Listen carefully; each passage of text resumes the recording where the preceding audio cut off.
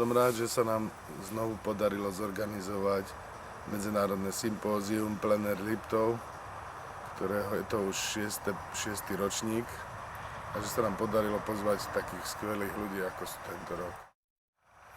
Je fantastické, že sa to podarilo zorganizovať v hoteli Avena, kde je skvelý kolektív, skvelý manažment, ktorý nám vyšiel v ústretí a ponúkol nám vynikajúce prostredie pre tvorbu.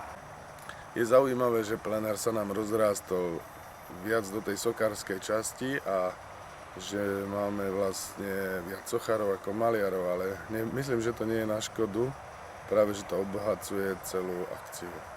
Nedá mi nepovedať jednu citlivú vec a takú pocitovú, že ten náš Liptov naozaj nie je, že je to úžasná krajina, úžasné prostredie, ktoré je inšpirujúce, fantastické a neopakovateľné.